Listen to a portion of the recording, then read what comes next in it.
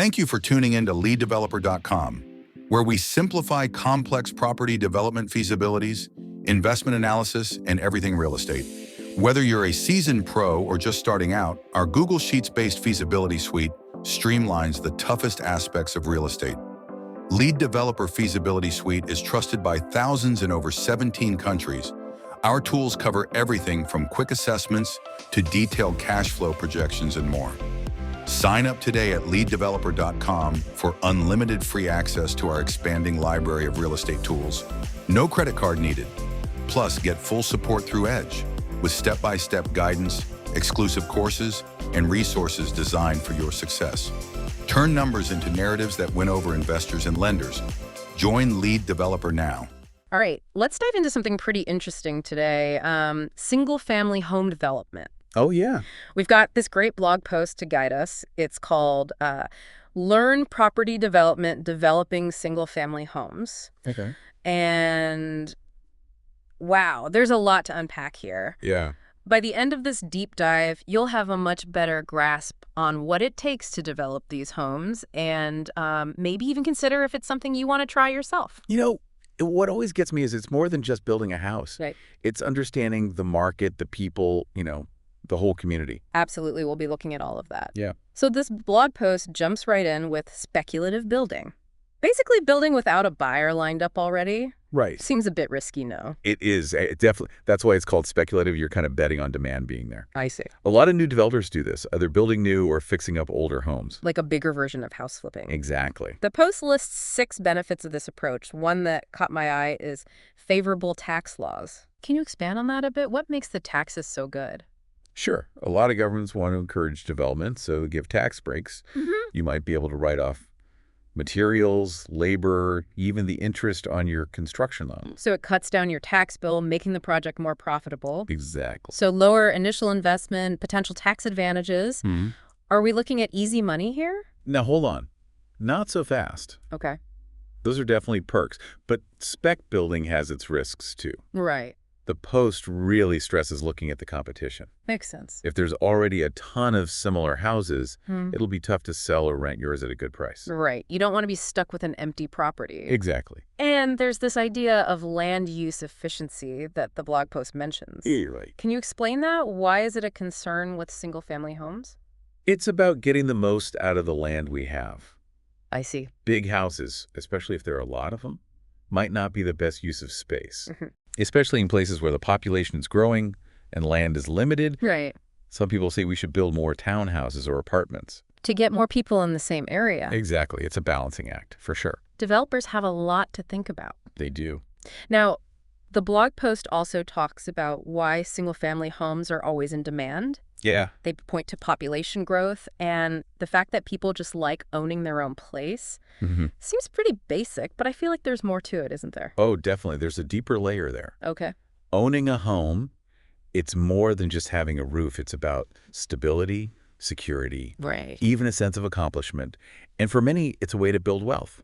Through property value going up. Exactly. Yeah. And that constant demand is what keeps developers building. So you've got this house. Bill, what do you do with it? The post mentions 3 strategies. Oh, yeah. Build to sell, build to rent, or some mix of the two. Like choosing your own adventure. Right.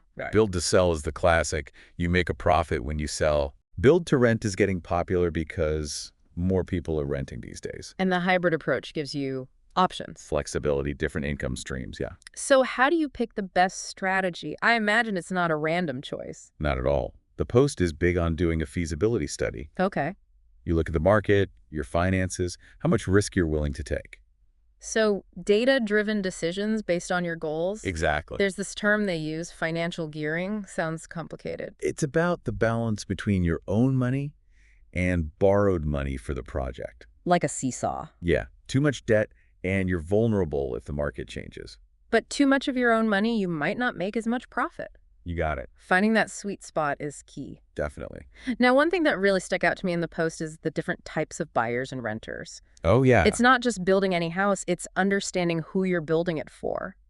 It's almost like you need to study people's needs. Right. Like, are you targeting young professionals who want something modern? Or families who need lots of space. Exactly. Knowing your market lets you tailor the design and how you market it. And of course, there's location, location, location. It's always crucial. The post talks about being near amenities, public transportation, good schools. Mm-hmm. Those seem pretty obvious, but are there other things to consider when picking a spot? Absolutely. You got to look beyond the surface. Like what? Crime rates, zoning laws, even future plans for the area. Future plans. Yeah, like if they're building a mall nearby, that could change property values. Makes sense. It's about long-term potential. Exactly.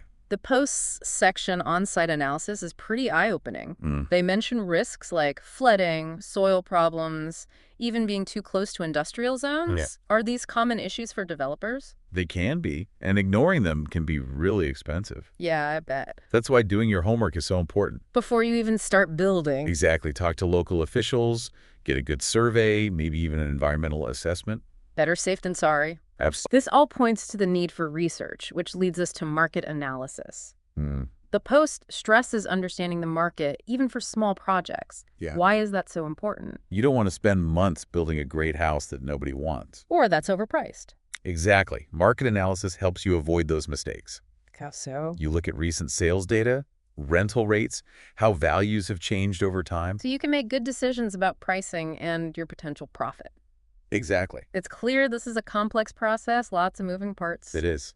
Let's talk about building your team. The post mentions architects, surveyors, estimators, engineers. You need a whole crew. Like an army of experts. More like a specialized task force. You're the leader. Okay. But you need these skilled people for different parts of the project. What do they each do? The architect designs the house.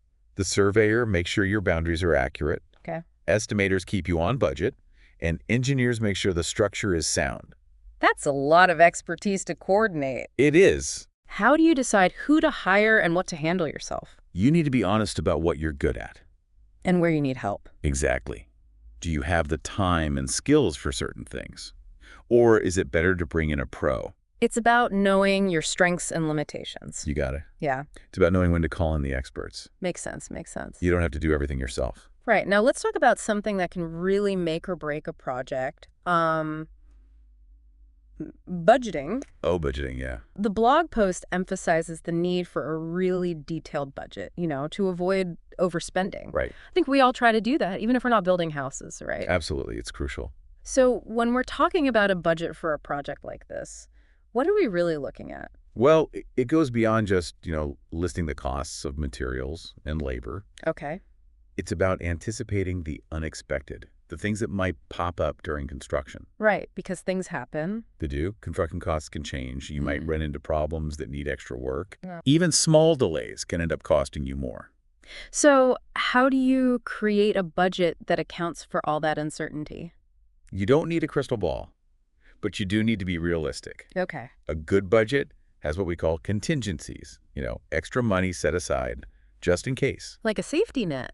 Exactly. So if something unexpected happens, you can handle it without blowing the whole budget. That makes a lot of sense, being prepared for the unexpected. Yeah, always good to be prepared. Now, let's move on to the part that I really love, design. Oh, yeah, design, that's fun. Because the blog post talks about all these elements that make a house more appealing and livable, curb appeal, natural light, open concept living, even things like solar design and security features. It's about creating a space that people really want to live in. Right. I'm already picturing my dream home. It's easy to get carried away. Yeah. But it's important to remember that you're not just designing for yourself. Right. Right. You have to think about who's going to buy or rent this house. Your target market. Exactly. Remember those different market profiles we talked about? Yeah. A young professional might want something sleek and modern, Uh-huh. while a family might need more space, bedrooms, a big backyard. So you're saying the design should match the needs of your buyers or renters. Absolutely. You want to create something that appeals to them. Okay, so if you're building for people who are eco-conscious, then things like energy-efficient appliances and sustainable materials become really important. They do. They become selling points. It's all about understanding what people want and making your houses stand out. Exactly. You want to be competitive. So let's say we've got the design finalized, the budget is set, the team is assembled. Okay. What's next? Are we ready to start building? We're almost there. But before we break ground, there's the whole process of contracts and construction. Oh, right, the legal stuff. Yeah, it can get a bit technical, but it's crucial for making sure everything goes smoothly. The blog post recommends fixed price contracts to avoid those surprise cost overruns. Yeah, those can be a nightmare. Why are fixed price contracts so important for development projects? Well, they provide clarity for everyone involved, both the developer and the contractor. Okay. Everything is laid out up front, the scope of work, the total price. So no surprises. Exactly. It helps to prevent disputes later on. So it's about setting clear expectations from the very beginning. Absolutely. Communication is key. Now, once the contracts are signed, what happens next? How does the actual construction process work? The blog post breaks it down into 5 main stages. 5 stages, okay. First, you have site preparation and foundation work. So getting the land ready. Yeah, clearing the site, laying the groundwork, pouring the foundation. That's a lot of work. It is. Then comes framing, where the structure of the house starts to take shape. The skeleton of the house. Exactly. Then we move on to roofing and the exterior walls. So the house starts to look like a house. It does. After that comes the installation of all the systems, electrical, plumbing, HVAC. And finally, the interior finishes. Yeah, the fun part, drywall, paint, flooring, all the details that make it a home. It's amazing to see how it all comes together. It is. It's a process. But I imagine each stage has its own unique challenges. Oh, for sure. Each stage involves coordinating different contractors, managing materials. A lot of moving parts. Definitely. And to keep things on track, financial institutions usually get involved. Oh, so? They monitor the progress payments, making sure that money is released only when each stage is completed. Oh, so it's like a system of checks and balances. It is. It protects both the developer and the lender. Makes sense. Now, the blog post mentions some alternatives to the traditional way of building. Right. Things like owner building and working with project builders. Different ways to approach the construction process. What are the pros and cons of those approaches? Well, owner building can be appealing for people who are very hands-on Uh-huh. and have a good understanding of how construction works. Okay. It gives you a lot of control, and you can potentially save money on labor costs. Sounds like the ultimate DIY project. It can be, but it's not easy. Right. It requires a huge commitment of time, energy, and expertise. You're basically the general contractor. Exactly, and that can be overwhelming if you're not prepared. So what about project builders? How are they different? Project builders offer a more streamlined approach. Okay. They handle everything from design and permits to the actual construction and landscaping. They take care of everything. Yeah, it's like a one-stop shop for your development needs. That sounds pretty convenient, especially if you're new to all this. It can be, but there are trade-offs. Like what? Project builders usually have a limited range of designs to choose from. So less flexibility. Yeah, and they often charge a premium for their services. So it might not be the most budget-friendly option. It depends on your priorities. So it comes down to finding the right balance. Exactly. Control, cost, convenience, you have to weigh those factors.